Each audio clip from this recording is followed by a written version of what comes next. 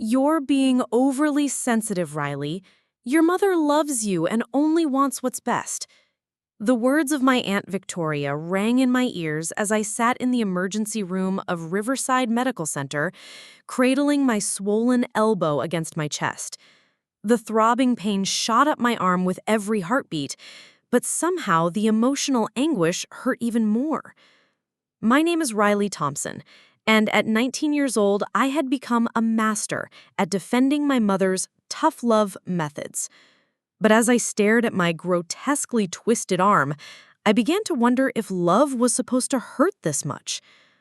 Before we jump back in, tell us where you're tuning in from, and if this story touches you, make sure you're subscribed, because tomorrow I've saved something extra special for you. The fluorescent lights above buzzed incessantly, casting harsh shadows across the sterile waiting room. My mother, Patricia Thompson, sat rigidly beside me, her perfectly manicured fingers drumming against her designer purse. She wore her usual mask of controlled composure, the same expression she maintained whenever we found ourselves in situations like this. And unfortunately, situations like this had become far too familiar. "Remember what we discussed in the car," Patricia whispered, her voice carrying that familiar edge of warning disguised as maternal concern. "You were rushing down the stairs to get your textbooks. You slipped. It was an accident. Nothing more." I nodded automatically, the practice response of someone who had learned that disagreeing only made things worse. But my mind kept replaying what had actually happened 3 hours earlier in our pristine home in Maplewood Heights, one of Grandview City's most affluent neighborhoods. It had started over something so trivial that I almost couldn't believe it had escalated the way it did.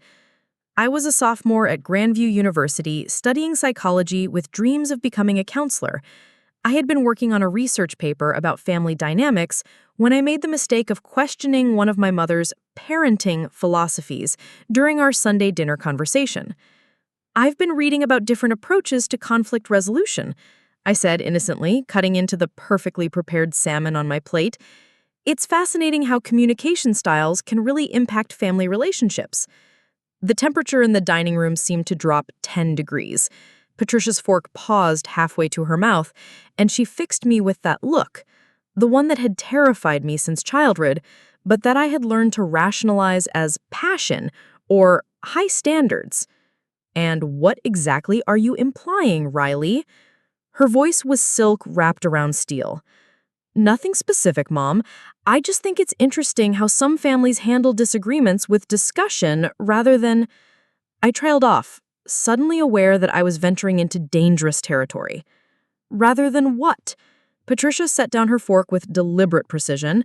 "Rather than having a mother who cares enough to ensure her daughter doesn't become a spoiled, entitled brat like so many of your generation?" I should have backed down. I should have apologized and changed the subject to something safe like the weather or my classes.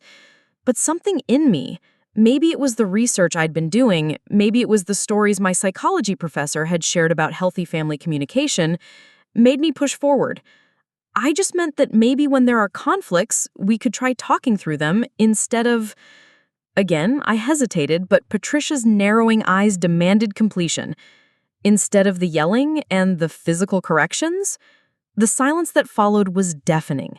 Patricia's face went through a series of micro-expressions: surprise, hurt, and finally the cold fury that I knew meant I had crossed a line I couldn't uncross.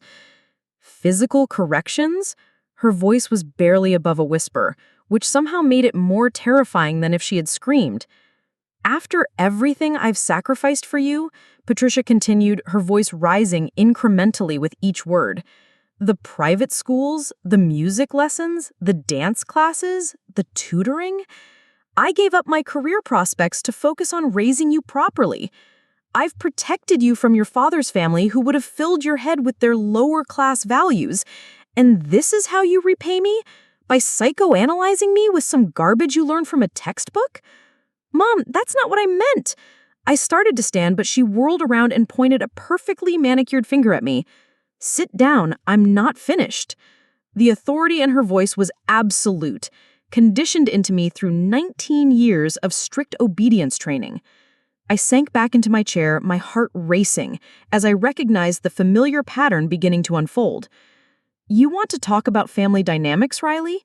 Let me educate you about respect and gratitude. When I was your age, I would never have dared to question my mother's methods. Do you know why?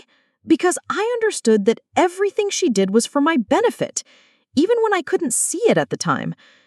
Patricia moved closer, looming over me as I tried to make myself smaller in the ornate dining chair.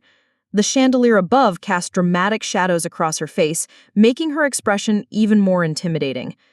You think I enjoy having to correct your behavior? You think it brings me pleasure to see you upset? Her voice cracked slightly, and for a moment I saw a flash of what looked like genuine hurt in her eyes.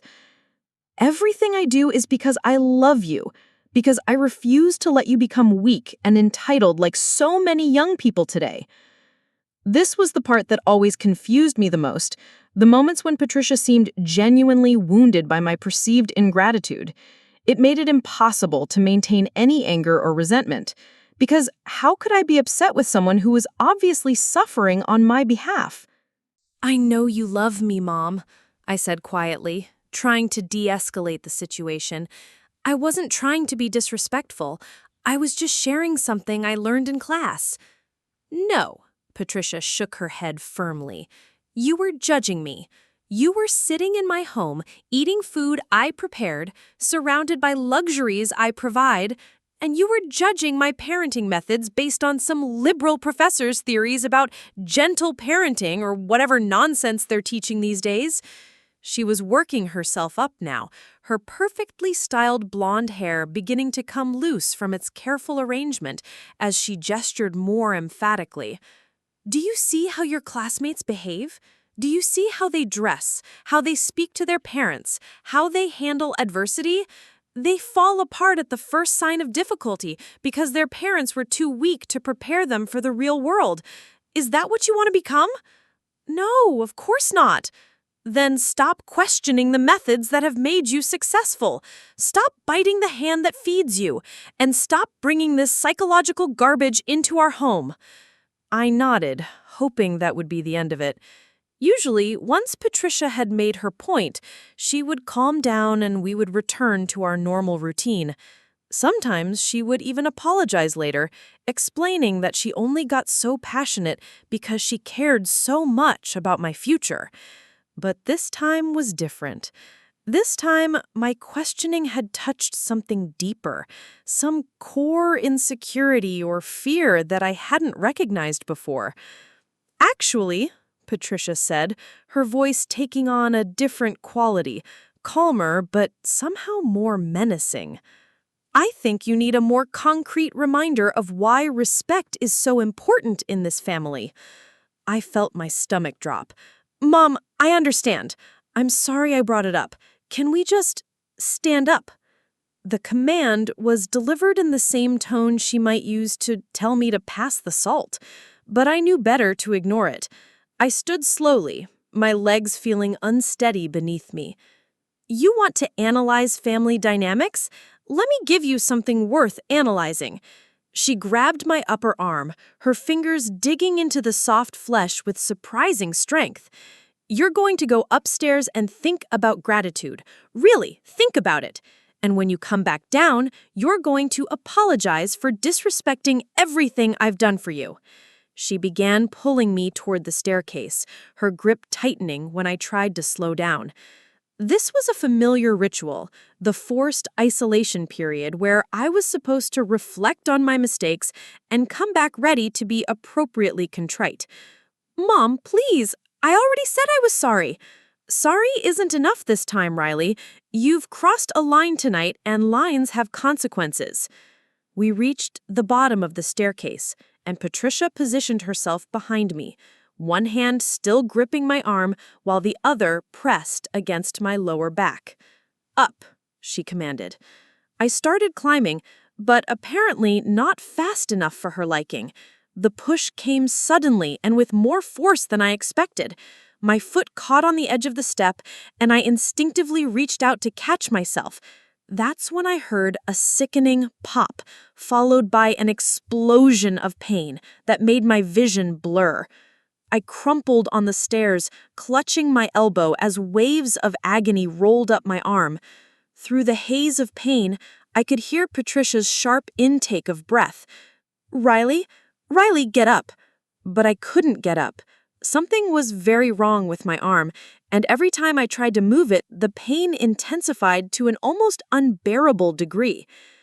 "This is what happens when you don't watch where you're going," Patricia said, but her voice sounded shaky, uncertain. "You were rushing and you slipped. I told you to be more careful on these stairs." Even through my pain and confusion, I registered the shift in narrative.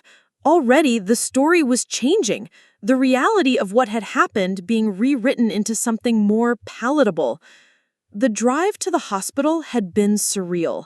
Patricia transformed back into the concerned, loving mother, holding my good hand and making soothing sounds while simultaneously coaching me on what to say to the medical staff.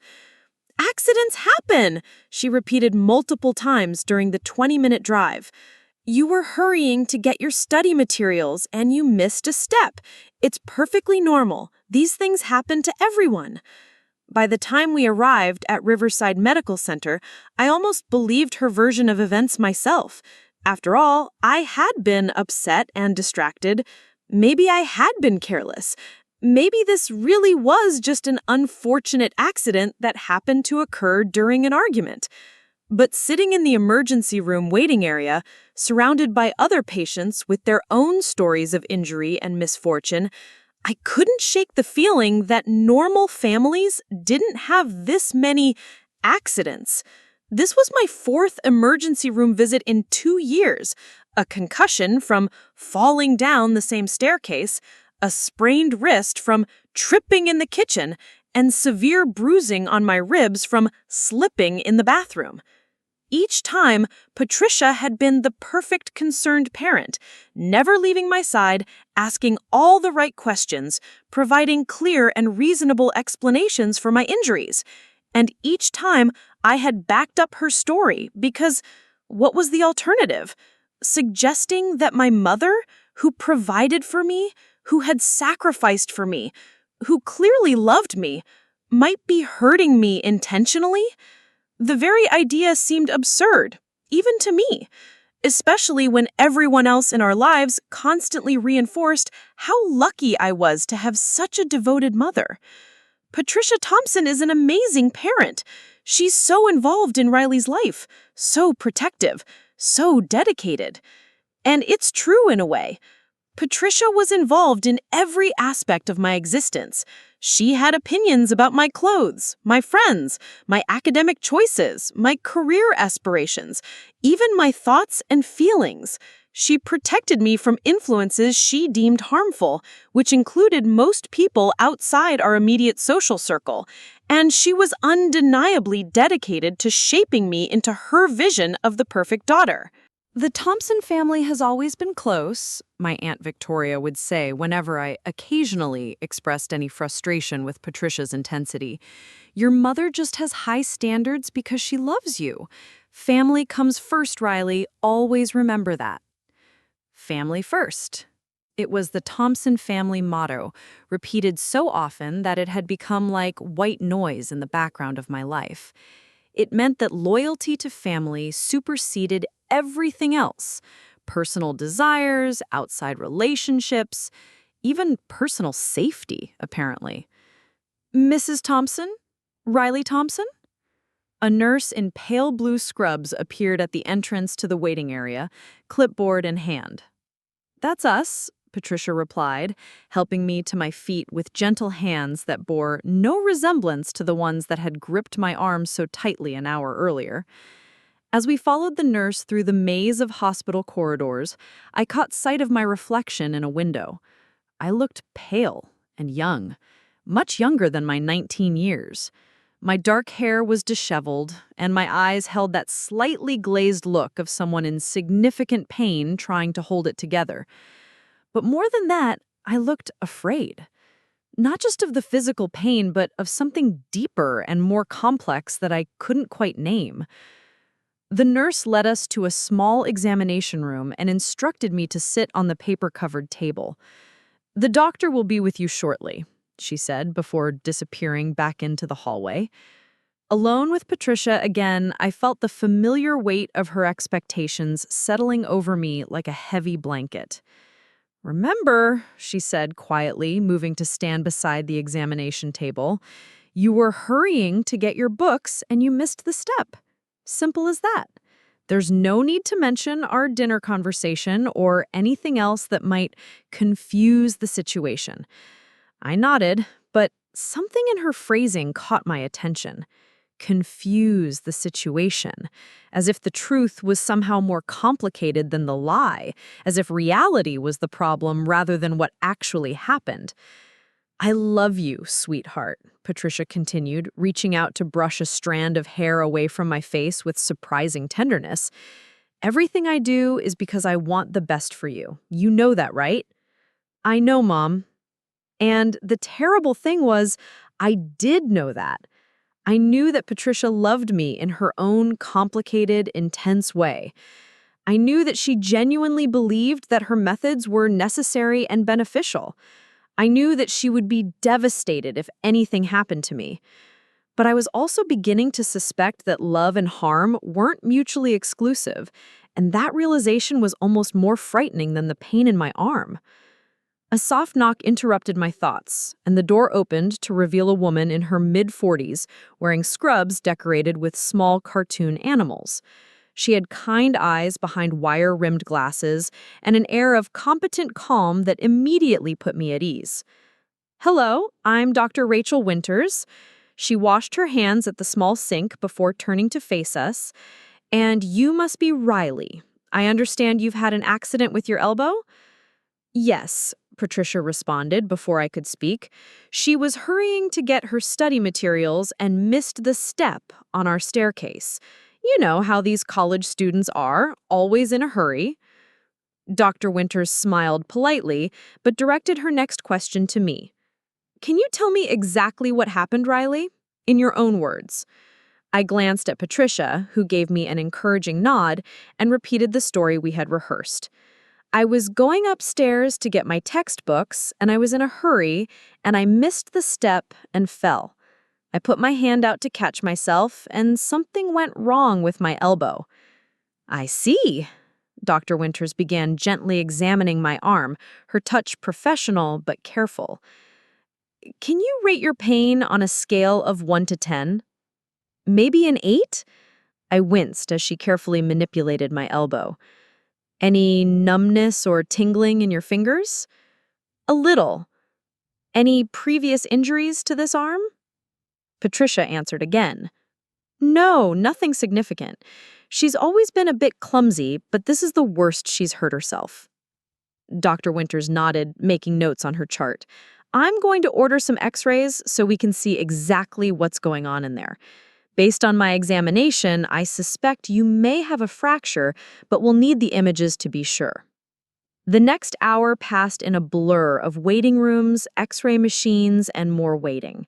Patricia remained by my side throughout, playing the role of the devoted mother to perfection. She held my good hand during the x-rays, brought me water when I mentioned being thirsty, and made small talk with the medical staff about my academic achievements and bright future. To any observer, we would have looked like a normal mother and daughter dealing with an unfortunate accident. And maybe that's all we were. Maybe I was overthinking everything because of the psychology classes I'd been taking. Maybe the pattern I thought I was seeing was just a series of interrelated mishaps. But as we waited for Dr. Winters to return with the x-ray results, I couldn't stop thinking about the research I'd been doing for my paper, about the statistics on family violence that seemed so shocking when applied to other people's lives, about the warning signs and red flags that I had memorized for academic purposes but never considered in relation to my own experience. And for the first time in my life, I began to wonder if the Thompson family motto of family first might actually be a prison rather than a privilege. Dr. Winters finally returned, carrying a large envelope and wearing an expression that was carefully neutral. "Well, Riley," she said, settling into the chair beside the examination table. "I have some news about your elbow." Dr. Winters clipped the X-ray films to the illuminated viewing box, and even I could see that something was seriously wrong. The bones in my elbow looked fractured, displaced in a way that made my stomach turn just looking at it. You have what we call a displaced supracondylar fracture, Dr. Winters explained, pointing to the obvious break visible on the X-ray. This type of injury typically requires surgical intervention to properly realign the bones and prevent long-term complications. Patricia's perfectly composed mask slipped for just a moment, revealing a flash of panic before she recovered. Surgery? For a simple fall down the stairs? I'm afraid so. This is actually quite a severe fracture, Mrs. Thompson.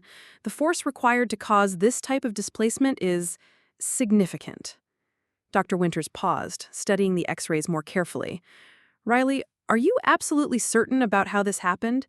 Sometimes in traumatic situations, our memory can be unclear. I felt Patricia's presence beside me intensify, her unspoken warning hanging in the air like a toxic cloud. "I'm sure," I said quietly. "I fell down the stairs." Dr. Winters nodded slowly, but I caught her exchanging a meaningful look with the nurse who had just entered the room. There was something in that silent communication that made my pulse quicken. "We'll need to admit you for surgery," Dr. Winters continued. "I'm calling in Dr. Harrison, our orthopedic specialist. He'll be handling the procedure, but I want to keep you here overnight for observation as well." "Overnight?" Patricia's voice carried a note of alarm that she quickly tried to mask with maternal concern. "Is that really necessary? We have excellent medical insurance, and I'm perfectly capable of monitoring her at home." "I'm afraid it is necessary, Mrs. Thompson. With this type of fracture, we need to watch for potential complications like nerve damage or circulation issues. Hospital protocol requires overnight observation." I watched Patricia's jaw tighten almost imperceptibly. She wasn't used to being told what she could and couldn't do, especially when it came to controlling my care and my environment. The next few hours passed in a haze of pre-surgical procedures, consent forms, and medical staff coming and going. Patricia remained vigilant throughout, positioning herself as the primary communicator between me and the medical team. Every time a nurse or doctor asked me a direct question, she would either answer for me or give me a meaningful look that reminded me to stick to our agreed-upon story. "Riley is a very responsible girl," she told the anesthesiologist during the pre-op consultation. "This accident was completely out of character for her. She's usually so careful and coordinated. I think she was just overwhelmed with her college coursework and not paying attention to where she was going." The anesthesiologist, a kind-faced man in his 60s, nodded politely but continued to direct his questions to me. "Any history of reactions to anesthesia, Riley? Any medications you're currently taking? Any other medical conditions I should be aware of?" I answered his questions honestly, acutely aware of Patricia monitoring every word. When he asked about previous injuries, I hesitated for just a moment too long. "She had a concussion last year," Patricia interjected smoothly. "Another accident. She fell down the same staircase, actually. We really need to do something about those stairs. And she sprained her wrist a few months ago playing sports." "Playing sports?" The anesthesiologist made a note on his chart. "What sport was that?" I felt trapped between the truth and Patricia's expectant gaze. It wasn't really organized sports. I was just being clumsy." Patricia smiled that perfect, patient mother smile. "Riley is very hard on herself. She takes on too much academically, and sometimes she gets distracted and has little accidents. We've been working on helping her slow down and be more mindful." After the anesthesiologist left, Patricia turned to me with an expression that looked loving to any outside observer, but that I recognized as a warning. "You seem nervous, sweetheart. Remember, this is just a routine procedure. Everything is going to be fine, and when you wake up, I'll be right here waiting for you." The promise felt more like a threat. The surgery itself was a blur of bright lights and then nothing. I woke up in the recovery room with my arm immobilized in a complex-looking contraption of metal pins and external fixtures. The orthopedic surgeon, Dr. Harrison, explained that the fracture had been more complicated than initially anticipated. He said that we had to use external fixation because of the extent of the bone displacement. The good news is that everything went well, and with proper healing, you should regain full function of your arm. How long will the recovery take? Patricia asked, and I noticed she seemed more concerned about the timeline than about my pain or comfort. 6 to 8 weeks for the bones to heal sufficiently, then several weeks of physical therapy. She'll need to be very careful during this period.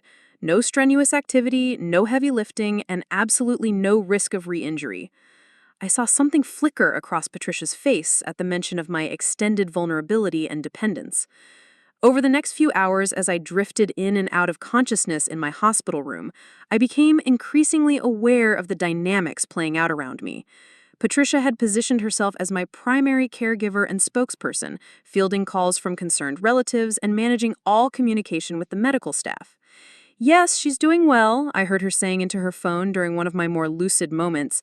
"Just a silly accident, but you know how these things can look worse than they are. She'll be home tomorrow and back to normal in no time."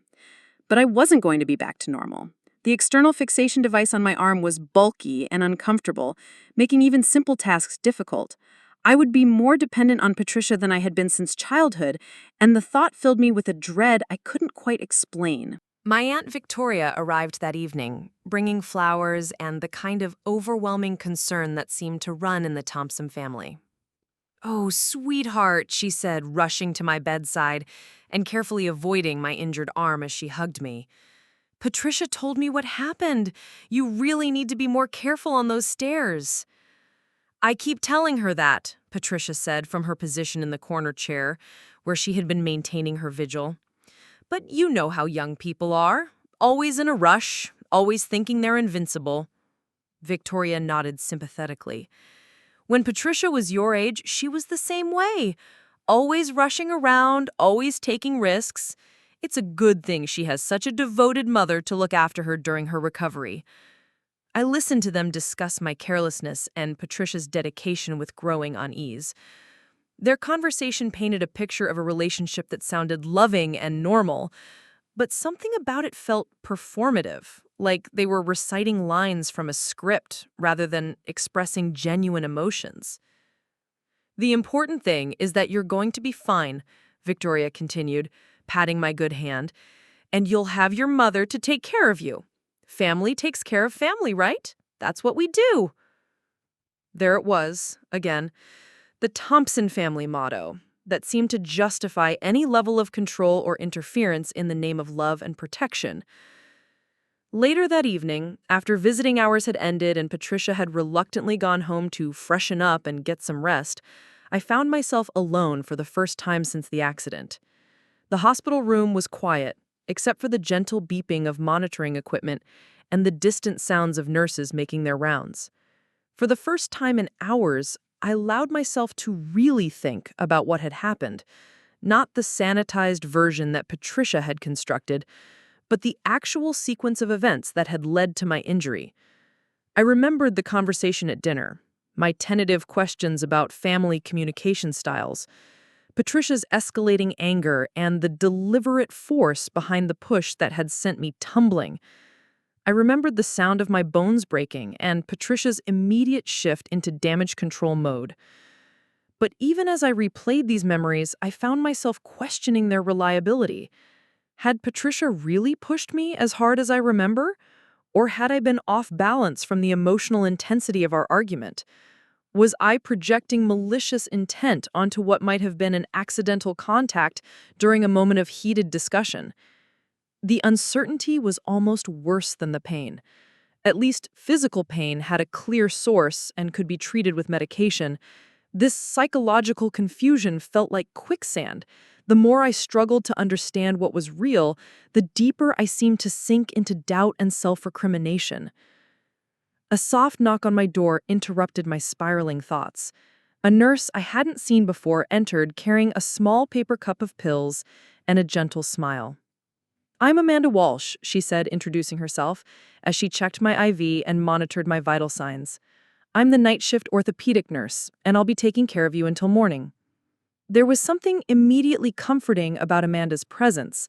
She moved with confident efficiency, but without the rushed energy that characterized most of the hospital staff I had encountered.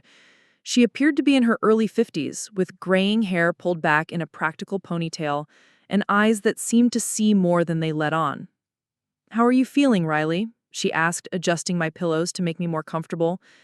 "Any pain or discomfort I should know about?" "It hurts," I admitted, "but the medication is helping. I'm just confused, I guess." Amanda paused in her ministrations, studying my face with those perceptive eyes.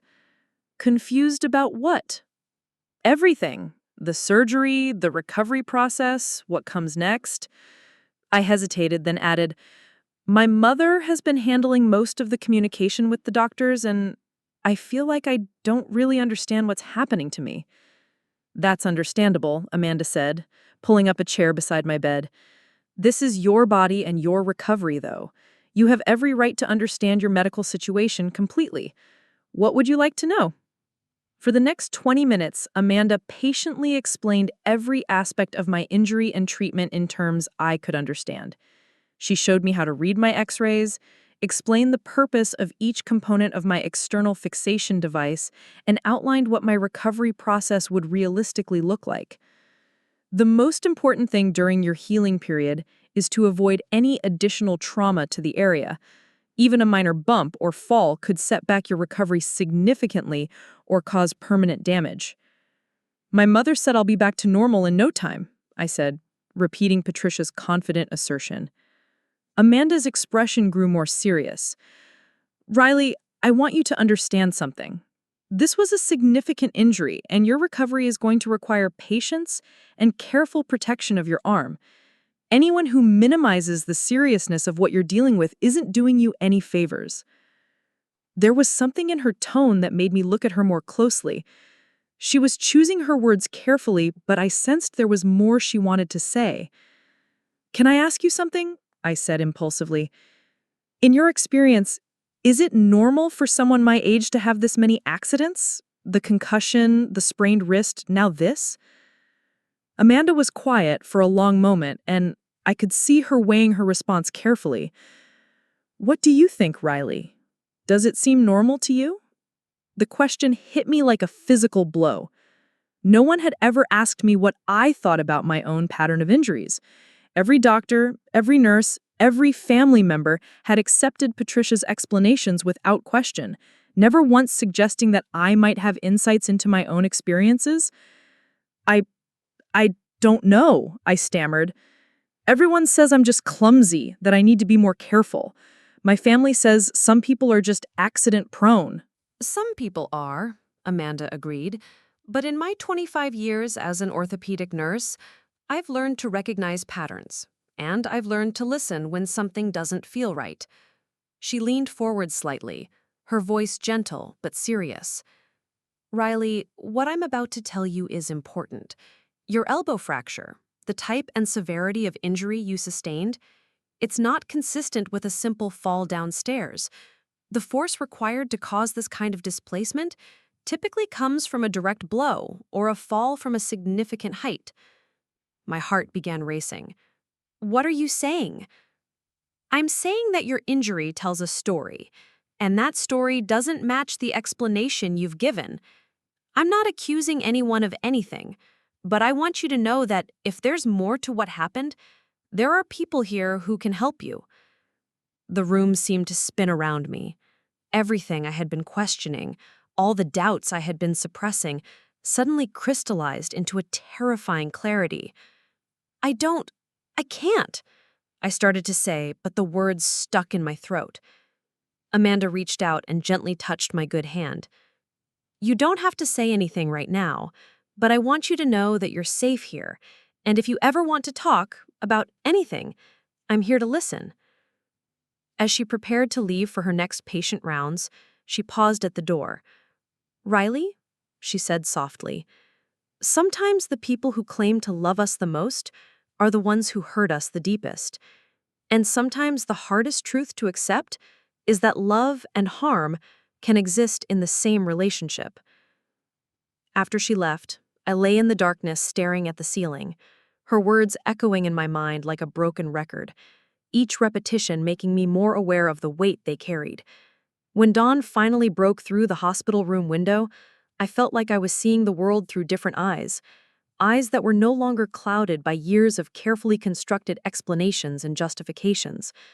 Patricia arrived promptly at 7 a.m., carrying a small overnight bag and wearing the expression of a devoted mother who had barely slept due to worry about her injured daughter. She had changed clothes and applied fresh makeup, looking every inch the put-together suburban mother dealing gracefully with a family crisis. "Good morning, sweetheart," she said, kissing my forehead with practiced tenderness. "How did you sleep? Were you in much pain?" "I'm okay," I replied, studying her face for signs of the woman who had gripped my arm so tightly just 24 hours earlier. But all I saw was maternal concern and the subtle exhaustion that comes from a night spent worrying about a loved one. "I brought you some things from home," Patricia continued, unpacking the bag with efficient movements. "Your favorite pajamas, some books, and that lavender pillow spray you like. I thought it might help you rest better." She moved around the room with purposeful energy, arranging my belongings and straightening things that didn't need straightening. It was a performance I had witnessed countless times, Patricia transforming any space into an extension of her perfectly controlled domain. "The doctor said you'll be discharged this afternoon," she said, fluffing my pillows unnecessarily. "I've already arranged for the home care nurse to come by twice a week, and I've stocked up on all your medications. We'll have you comfortable and healing in no time." Something about the way she said, "will have you," made my stomach tighten. The possessive pronoun felt heavier than it should have, loaded with implications I was only beginning to understand. Dr. Harrison made his morning rounds shortly after breakfast, examining my arm and expressing satisfaction with how the surgery had gone. "The alignment looks excellent," he said, studying the latest x-rays. "You should have full function restored once everything heals properly." "How long before she can return to her normal activities?" Patricia asked, though she directed the question to the doctor while keeping her eyes on me. "It'll be a gradual process," Dr. Harrison explained. "No weight-bearing on that arm for at least 6 weeks, then we'll reassess. Physical therapy will start in about 4 weeks, assuming the bone healing progresses as expected." "And she'll need supervision during this time?" Patricia's question seemed casual, but I caught the underlying current of something else. Hope, perhaps, or satisfaction. "For the first week or two, yes. The external fixation device makes many daily tasks difficult, and we want to avoid any risk of re-injury. So they're quite dependent on assistance for basic activities." I saw Patricia's lips curve into what looked like a loving smile, but something about it made my skin crawl. The prospect of my increased dependence seemed to please her in a way that felt wrong, predatory even. The rest of the morning passed in a blur of discharge paperwork and medical instructions. Patricia took charge of everything, asking detailed questions about my care and making notes in her phone about medication schedules and follow-up appointments. To anyone watching, she appeared to be the ideal caregiver, attentive, organized, and completely devoted to my welfare. But I found myself paying attention to things I had never noticed before. The way she positioned herself between me and the medical staff, how she answered questions directed at me before I could respond, the subtle but persistent way she managed and controlled every interaction. "Your mother is wonderful," one of the morning nurses commented as she removed my IV. "You're so lucky to have someone so dedicated to your care." I nodded and smiled, playing my expected role, but the words felt hollow. Lucky? Was I lucky? Or was I trapped in a situation I had been conditioned not to recognize as problematic? Around noon, Amanda appeared in my doorway. She was officially off duty, having worked the night shift, but she had stopped by to check on me before heading home. "How are you feeling today, Riley?" she asked. And there was something in her tone that suggested she was asking about more than just my physical comfort. "Better," I said, though I wasn't sure if that was true. Physically, perhaps. Emotionally and psychologically, I felt like I was standing on the edge of a cliff, looking down into an abyss I wasn't sure I was ready to explore.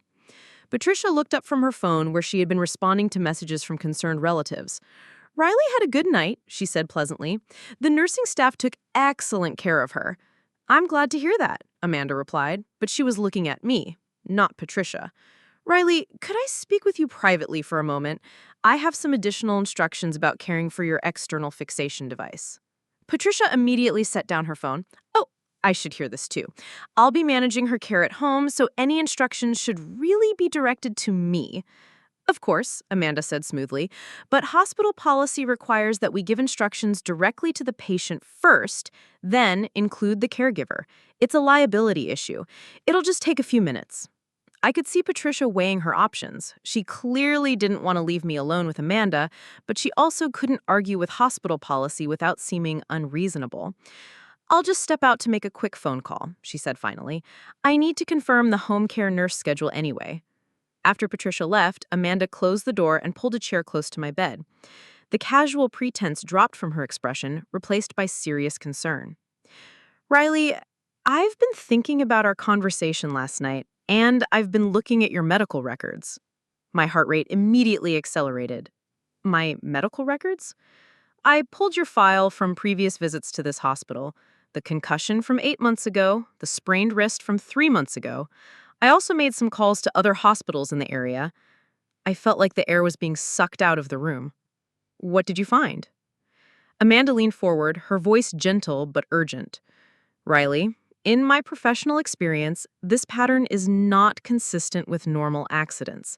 This is consistent with ongoing abuse that's being deliberately concealed. The word hung in the air between us like a bomb that had just exploded. Abuse. No one had ever used that word in relation to my relationship with Patricia. The Thompson family didn't have abuse. We had high standards, strong discipline, passionate personalities, and occasionally accidents. But she's my mother, I whispered, as if that fact alone could negate everything Amanda was telling me. Abusers often love their victims, Amanda said gently, and they often do take care of them in other ways. Love and abuse aren't mutually exclusive, Riley. Some of the most devastating abuse happens within loving relationships. I felt like my entire worldview was crumbling around me. Everything I believed about my family, about my mother, about myself was being called into question. Look at me, Riley, Amanda said, waiting until I met her eyes. What do you remember about the incident that broke your elbow? Not the story you've been telling, but what actually happened. For a long moment, I couldn't speak. The truth felt too dangerous, too devastating to voice out loud. But something in Amanda's steady, compassionate gaze gave me courage. She was angry, I said finally, my voice barely higher than a whisper. I had questioned her parenting methods during dinner. She said I was being disrespectful and ungrateful. What happened next? She grabbed my arm and pulled me toward the stairs. She said I needed to go to my room and think about respect. When I tried to slow down, she pushed me. Hard. The words spilled out of me like water through a broken dam. For the first time in my life, I was telling someone the unvarnished truth about what had happened, and the relief was overwhelming. She pushed you down the stairs? Not exactly down them. I was on the bottom step, and she pushed me from behind. I lost my balance and fell forward, and I put my arm out to catch myself. Amanda nodded grimly. That mechanism of injury is completely consistent with your fracture pattern. A forward fall with an outstretched arm can absolutely cause the type of displacement we saw in your x-rays. But in the car, she said, I stopped, realizing how pathetic I sounded. What did she say in the car? That it was an accident, that I had been rushing and slipped. She made me practice the story before we got to the hospital. She coached you on what to say to medical personnel? She always does that. She says it's to avoid confusion, to make sure everyone understands what really happened. Amanda's expression grew even more serious. Riley, that's not normal. Parents don't coach children to lie to medical professionals unless they're hiding something. I felt tears starting to form in my eyes. But what if I'm remembering it wrong? What if I was upset and I'm misinterpreting what happened? She keeps saying I'm dramatic, that I exaggerate things. Tell me about the other incidents, Amanda said. What do you remember about how those injuries really happened? And so I did. I told her about the concussion that occurred when Patricia had grabbed me by the shoulders and shaken me during an argument about my college major, causing me to stumble backwards into the sharp corner of our kitchen island. I told her about the sprained wrist that happened when Patricia had twisted my arm while dragging me out of a friend's birthday party because she decided the other teenagers were bad influences. I told her about the bruised ribs from when Patricia had shoved me against the bathroom door frame because I had forgotten to replace the towels exactly as she preferred them. With each story, I watched Amanda's expression grow more troubled. But she didn't interrupt, didn't judge, didn't tell me I was being dramatic or exaggerating. She just listened and validated what I was saying. "Riley," she said when I had finished, "what you're describing is a clear pattern of physical abuse. Your mother is hurting you and then manipulating you into believing it's your fault or that it didn't happen the way you remember." "But she doesn't hit me," I protested weakly. "It's not like she punches me or uses objects or anything like that." "Abuse doesn't have to look like what you see in movies," Amanda explained. "Pushing, grabbing, shaking, deliberately causing falls, these are all forms of physical abuse. And the psychological manipulation that follows is just as damaging as the physical violence." I began crying then, years of suppressed fear and confusion finally breaking through the carefully constructed barriers Patricia had built in my mind. "I don't know what to do," I sobbed. "She's my mother. She's all the family I have. My father died when I was little, and she sacrificed everything for me. Everyone says I'm lucky to have her." "What does your gut tell you?" Amanda asked quietly. "When you're alone and honest with yourself, what does your instinct say about your relationship with your mother?" The answer came immediately, before I could censor or rationalize it. "I'm afraid of her. I'm always afraid of making her angry, of disappointing her, of doing something wrong. I walk on eggshells in my own home." That's not how children should feel about their parents, Riley. Fear shouldn't be the dominant emotion in a loving relationship. Amanda reached for a box of tissues and handed them to me, giving me a moment to compose myself before continuing. "I want you to understand something important," she said. "What's happened to you is not your fault. You didn't cause these injuries by being clumsy or careless. You didn't deserve to be hurt because you were disrespectful or ungrateful. You are not responsible for managing your mother's emotions or reactions." Her words felt revolutionary. No one had ever told me that I wasn't responsible for Patricia's behavior, that her reactions weren't my fault to manage or prevent. "But what can I do?" I asked desperately. "I'm 19 years old. I'm financially dependent on her. I live in her house, and now I'm going to be physically dependent on her care for weeks. Even if what you're saying is true, I'm trapped." "You're not as trapped as you think," Amanda said firmly. "There are resources available, people who can help you. But first, I need to ask you something important. Do you want help? Are you ready to acknowledge what's been happening and take steps to protect yourself?" The question hung in the air like a lifeline thrown to a drowning person. But reaching for it meant letting go of everything I had believed about my life, my family, and myself. "I'm scared," I admitted.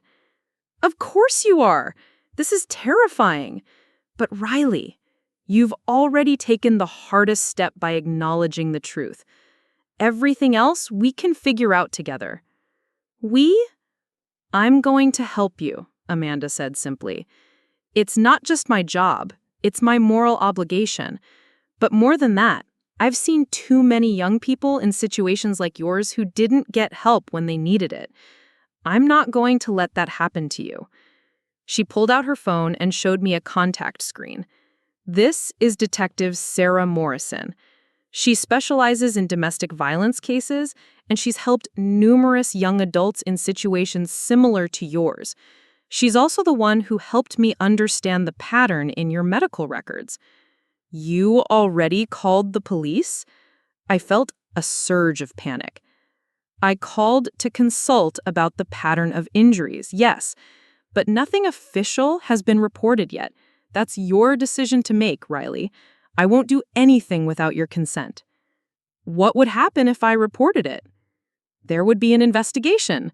Detective Morrison would interview you, gather medical evidence, and potentially interview other witnesses. If there's sufficient evidence, charges could be filed against your mother. And then what? Where would I live? How would I support myself? How would I finish college? There are emergency housing options for abuse victims. There are financial aid programs specifically for students in your situation. There are support services to help you rebuild your life independently. It won't be easy, but it's possible. Amanda leaned back in her chair, giving me space to process everything she had told me. I'm not going to pressure you to make a decision right now, she said, but I want you to have Detective Morrison's number. And I want you to know that if you decide you want help, it's available. She handed me a small card with contact information written in neat handwriting. There's something else, Amanda continued. Your discharge is scheduled for this afternoon. Once you leave this hospital, you'll be in your mother's care and under her supervision. If you're going to seek help, now is the safest time to do it. Before I could respond, there was a knock on the door. Patricia's voice called out, "Is it safe to come back in? I don't want to interrupt if you're still discussing medical procedures." Amanda and I looked at each other, and I saw my own tension reflected in her eyes. "Just a moment," Amanda called back. Then, quietly to me, "Riley, you have to decide. I can ask her to wait a few more minutes, but not much longer without raising suspicion." My mind raced through the possibilities. I could go home with Patricia, continue living the lie, continue walking on eggshells and hoping that the next accident wouldn't be worse than this one, or I could take a leap of faith into an unknown future that might be difficult, but would at least be honest. I thought about the external fixation device on my arm, the visible reminder of what Patricia's anger could do to my body. I thought about Amanda's words about love and abuse coexisting. I thought about the psychology research I had been doing, about healthy family dynamics and the statistics on domestic violence that I had read as academic exercises rather than personal realities. And then I thought about the girl I wanted to become, the counselor who could help other people recognize unhealthy patterns in their relationships. How could I help others if I couldn't even acknowledge the truth about my own situation? "I want to call Detective Morrison," I said quietly, surprised by the steadiness in my own voice. Amanda's face broke into a smile of relief and cried, "Are you sure?" "I'm terrified, but I'm sure." Amanda squeezed my hand gently. "I'm going to step outside and ask your mother to wait in the family lounge. I'll tell her that Dr. Harrison needs to do one more examination before discharge. That should give us enough time for Detective Morrison to get here. Will you stay with me when I talk to her?" "Absolutely. You won't be alone through any of this." As Amanda moved toward the door, I felt a mixture of terror and hope that I had never experienced before. I was about to shatter the carefully constructed world that Patricia had built around us, but for the first time in my life, I was going to tell the complete truth about what that world really looked like. "Amanda," I called as she reached the door. "Yes?" "Thank you. For seeing what no one else would see. For believing me. Thank you for trusting me with the truth." That took incredible courage. After she left to make the phone call, I sat alone in the hospital room, looking at my broken arm and thinking about all the broken parts of my life that I was finally ready to acknowledge and heal. The girl who had been trained to protect her abuser's reputation was about to become a woman who would protect herself instead. And for the first time in 19 years, that felt like the right choice. Detective Sarah Morrison arrived at the hospital within 30 minutes of Amanda's call. She was a woman in her early 40s, with kind but determined eyes and an air of quiet authority that immediately put me at ease. She wore a simple navy blazer and carried a leather portfolio that looked well-used and professional. "Riley," she said, introducing herself with a firm handshake from my uninjured hand, "Amanda has told me a little about your situation, but I'd like to hear everything from you. Before we begin, I want you to know that you're safe here, and you can take as much time as you need." Amanda had positioned herself in a chair beside my bed, her presence a comforting anchor as I prepared to tell my story to someone with the power to actually do something about it. Through the small window in my hospital room door, I could see Patricia pacing in the family lounge, occasionally checking her watch and looking increasingly agitated about the delay. "Where would you like me to start?" I asked, my voice steadier than I expected. "Let's start with yesterday," Detective Morrison said, pulling out a small recording device after asking my permission. "Tell me exactly what happened that led to your injury."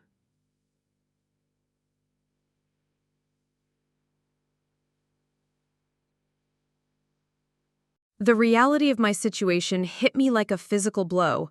My broken arm meant I would be more helpless than I had been since childhood, completely at Patricia's mercy for basic daily tasks. And if she was angry about the delayed discharge, about the questions the medical staff had been asking, about any perceived disrespect or challenge to her authority, "I want to file the report," I said firmly. "I want the protective order, and I want help finding somewhere safe to stay." Detective Morrison nodded approvingly. "That's a brave decision, Riley. I know it's not easy.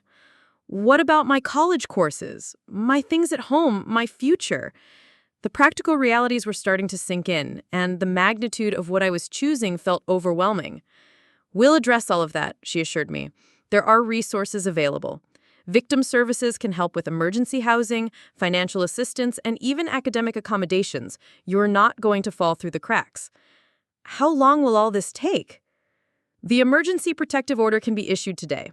Once I filed the report and present the evidence to the prosecutor's office, they'll decide whether to file formal charges. That process usually takes a few days to a week." Amanda spoke up for the first time since Detective Morrison had arrived. "Riley, I've already spoken with the hospital social worker. They're prepared to extend your stay for an additional day if needed to ensure your safety during the transition." "But what do I tell my mother? She's expecting to take me home today. She's arranged for home care, prepared the house, told everyone I'll be recovering at home." Detective Morrison exchanged a look with Amanda. "We're going to need to speak with your mother, Riley. She's going to be informed about the investigation and served with the protective order. Would you prefer that we do this while you're present, or would you rather be somewhere else during that conversation?" The thought of facing Patricia's reaction was terrifying, but something in me needed to see it happen. I needed to witness the moment when her carefully constructed narrative finally crumbled. "I want to be here," I said. "I want to see her face when she realizes that someone finally listened to me." "Are you sure? It could be very difficult to watch." "I'm sure." Detective Morrison nodded and stood up. "I'm going to go make some phone calls to set things in motion. Amanda, can you stay with Riley while I handle the paperwork?" After Detective Morrison left, Amanda and I sat in relative silence for a few minutes. I could hear the normal sounds of hospital life continuing around us. Nurses chatting at their station, visitors walking down the hallway, the distant chime of elevator doors opening and closing. It all seemed surreal, as if I was watching my life from outside my body. "How are you feeling?" Amanda asked gently. "Terrified," I admitted, "but also relieved? Like I've been holding my breath for 19 years, and I'm finally allowed to exhale." "That's completely normal. You've just made one of the most difficult decisions a person can make. You should be proud of yourself." "Will it get easier?" "The fear? The uncertainty? Yes, that will get easier. The practical challenges of rebuilding your life will take time and effort, but you'll have support. And Riley, you'll have something you've never had before: the freedom to make choices based on what's best for you rather than what keeps someone else calm. Before I could respond, there was a knock on the door. Dr. Harrison entered, carrying a clipboard and wearing a confused expression. "Riley, I'm sorry to bother you, but your mother is quite insistent that you be discharged immediately. She's saying that she has important appointments scheduled and can't wait any longer. However, I've been told by administration that your discharge has been delayed pending some kind of social services consultation." I looked at Amanda, who gave me an encouraging nod. "Dr. Harrison, there are some things about my injury that I need to discuss with you. Things that weren't included in the original report." His expression grew more serious. "What kind of things?" "The truth about how my arm was broken." For the next 15 minutes, I told Dr. Harrison the real story of my injury and the pattern of previous accidents. He listened with growing concern, occasionally asking clarifying questions about specific incidents or injuries. "Riley," he said when I finished, "this information changes my assessment of your situation significantly. The mechanism of injury you're describing is much more consistent with what I observed during surgery than the fall you originally reported." "You could tell from the surgery?" "The pattern of bone displacement, the specific location of the fractures, the soft tissue damage. It all pointed to a deliberate blow or push rather than an accidental fall. I noted it in my surgical report, but I didn't pursue it further because you and your mother seemed consistent in your account." "But now you know the truth."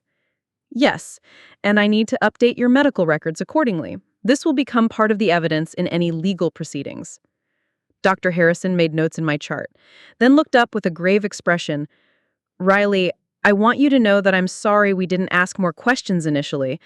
Sometimes medical professionals make assumptions about family dynamics that prevent us from seeing what's really happening. We should have looked deeper."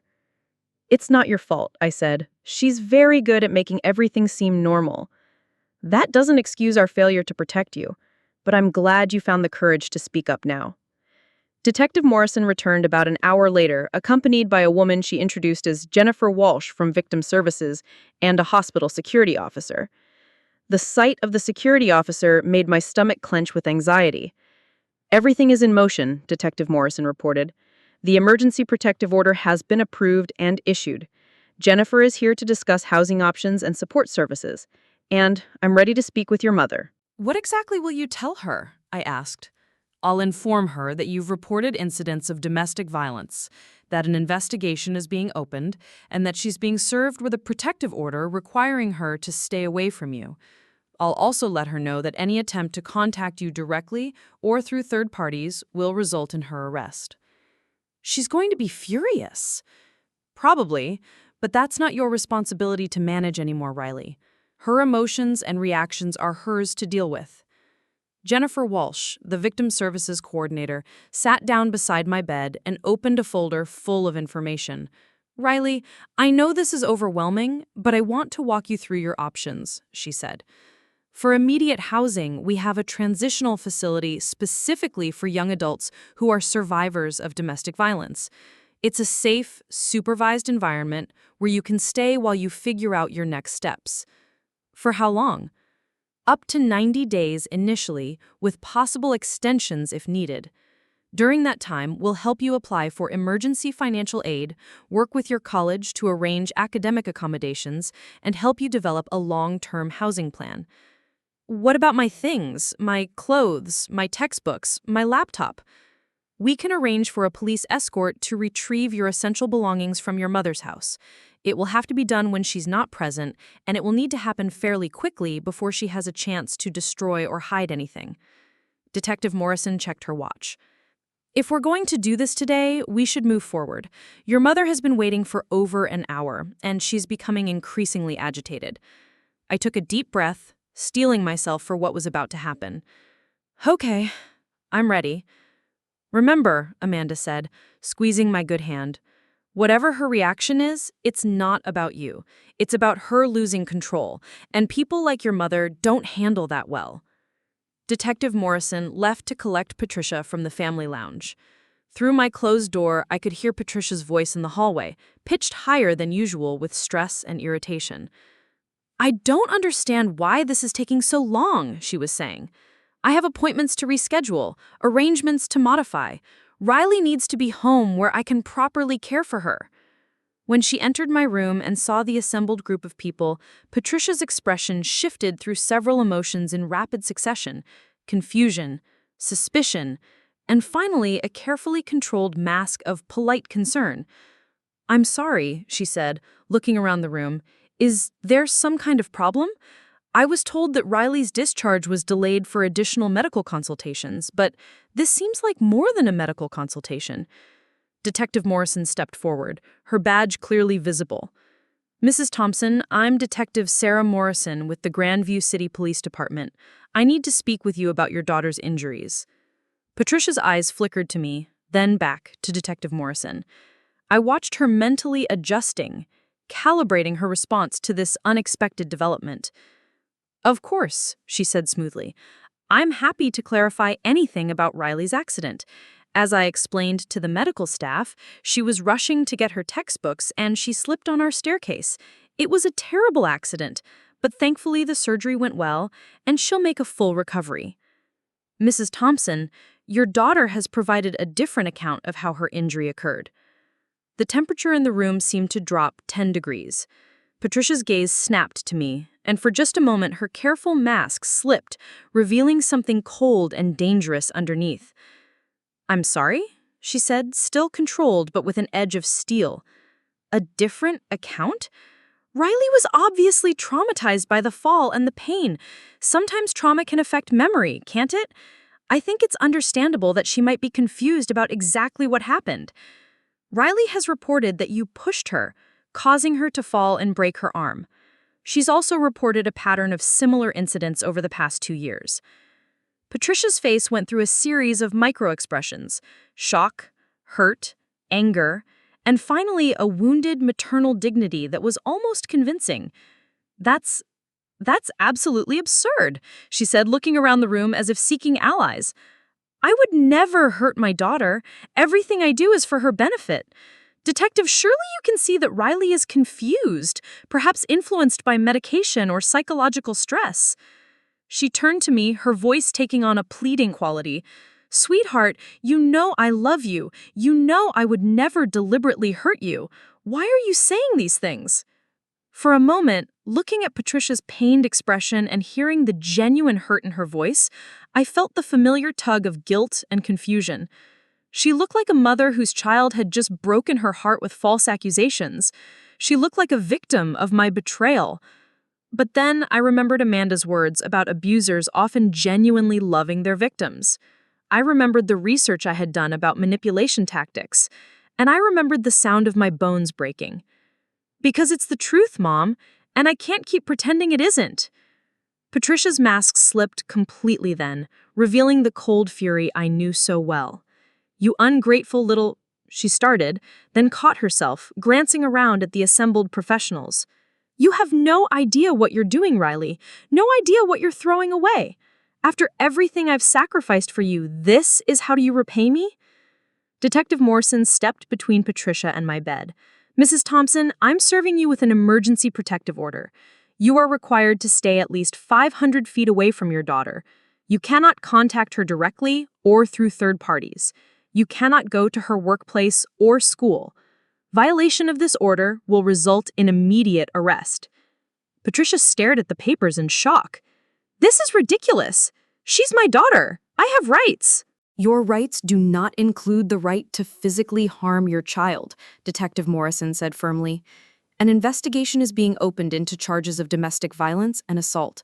You'll be contacted by our office to schedule an interview." "I want to speak to my lawyer," Patricia said, her voice shaking with rage. "That's your right, but for now you need to leave this hospital and stay away from Riley." Patricia looked at me one last time, and I saw something in her eyes that chilled me to the bone. It wasn't just anger. It was the look of someone who felt completely betrayed, who would never forgive what I had done to her. "You'll regret this, Riley," she said quietly. "You have no idea how hard the world is without family protection. You'll come crawling back, and when you do, things will be very different between us." The security officer escorted Patricia from the room, but I could hear her voice echoing down the hallway as she made phone calls, probably to Aunt Victoria and other family members, already beginning to craft her version of events. After she left, the room felt strangely empty and quiet. I realized I was shaking, whether from relief or terror or both, I couldn't tell. "How do you feel?" Amanda asked gently. "Like I just jumped off a cliff," I said honestly. "I don't know if I'm falling or flying." Jennifer Walsh moved closer to my bed. "Riley, I know this is overwhelming, but we need to move quickly. Your mother is likely going to try to control the narrative with other family members and friends. We should get you moved to the safe house today, and we should arrange to collect your belongings as soon as possible." Over the next several hours, everything happened very quickly. I was discharged from the hospital directly into the custody of victim services. Jennifer drove me to Harmony House, a nondescript residential facility that looked like an ordinary apartment complex, but was actually a transitional housing program for abuse survivors. My new temporary home was a small but clean studio apartment with basic furnishings, a kitchenette, and most importantly, a deadbolt lock that only I controlled. It was the first space I had ever lived in that belonged entirely to me, where no one could enter without my permission. That evening, with a police escort, I returned to Patricia's house to collect my essential belongings. She wasn't there. Apparently, she was staying with Aunt Victoria while this misunderstanding was sorted out, according to a terse voicemail she had left for the police. Walking through the house I had grown up in felt like visiting a museum of my former life. Everything was exactly as Patricia had left it, perfectly organized, beautiful, and somehow menacing. My bedroom, which I had always thought of as a sanctuary, now felt like a prison cell with its carefully decorated decor and complete lack of privacy.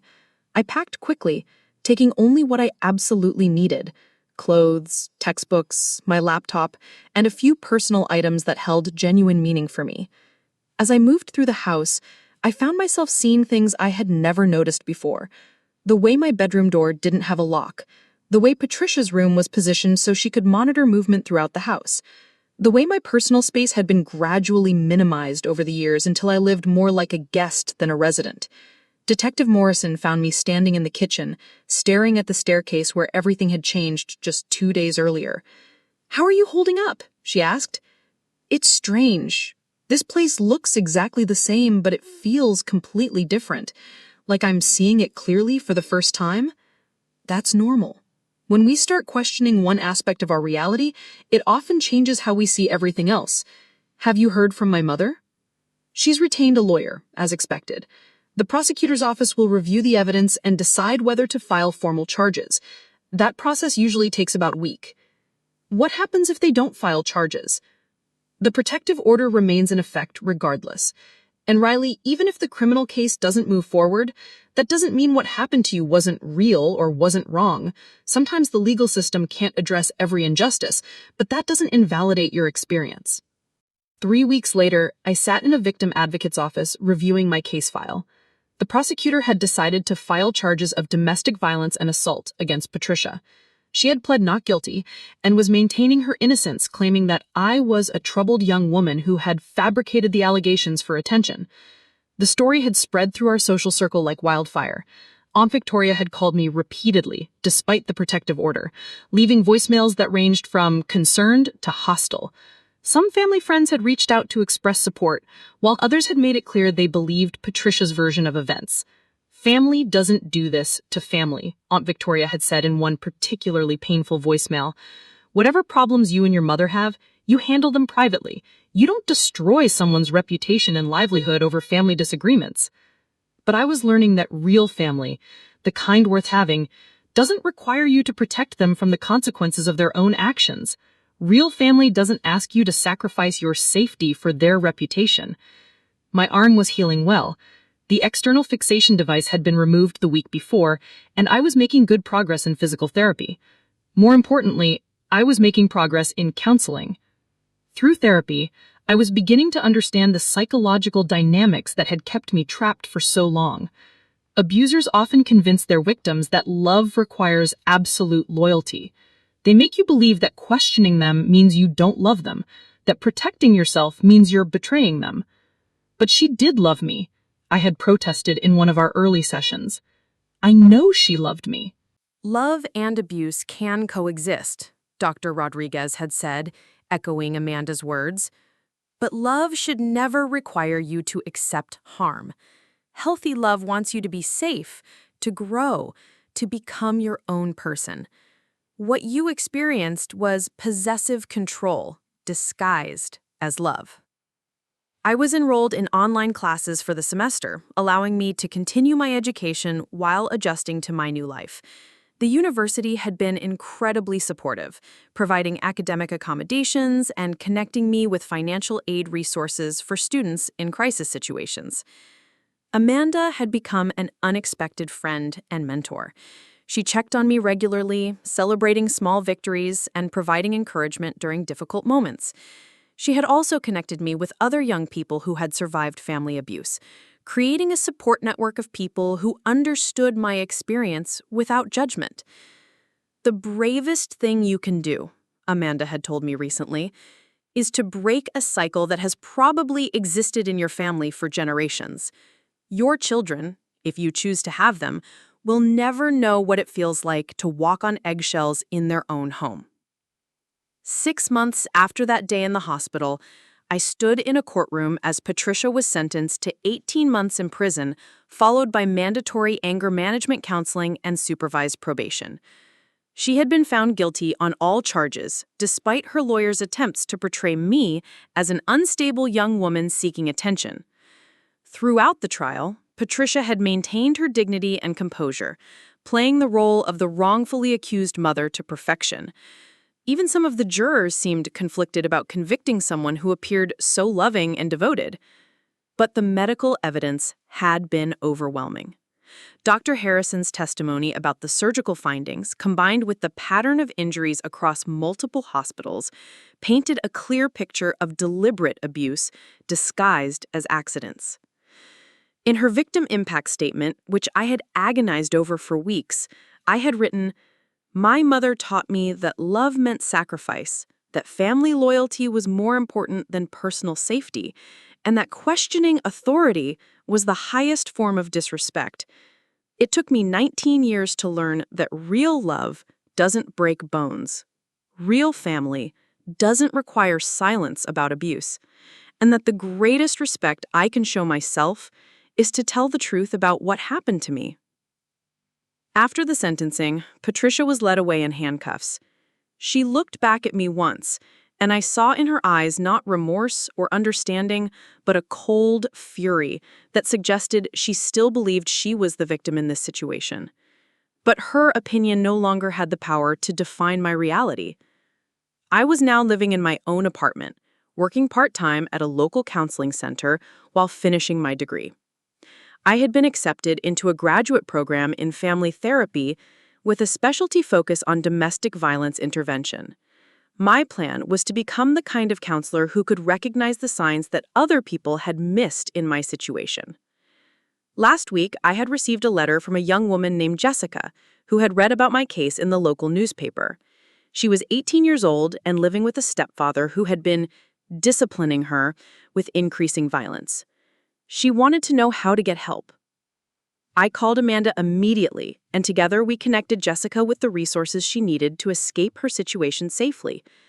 Watching Jessica take those first terrifying but necessary steps toward freedom reminded me why speaking up had been worth all the pain and uncertainty.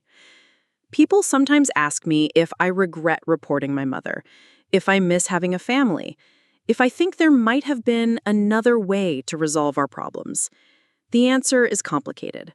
Because part of me will always grieve the loss of the mother I thought I had, the family I believed we were. But I don't regret choosing truth over comfortable lies. I don't regret choosing safety over familiar dysfunction. And I don't regret learning that I deserve to be loved without being harmed. My bones healed stronger than they were before they were broken. And so did I. The external fixation device that once made me feel trapped and vulnerable now sits on my bookshelf as a reminder, not of the pain I endured, but of the strength I found when I finally stopped making excuses for someone else's violence. Sometimes the most loving thing you can do for yourself is to refuse to be loved in a way that hurts you. Sometimes the most courageous thing you can do is to tell the truth even when the truth dismantles everything you thought you knew about your life. And sometimes when someone offers to help you see clearly, the bravest choice is to let them. Up next, you've got 2 more standout stories right on your screen. If this one hit the mark, you won't want to pass these up.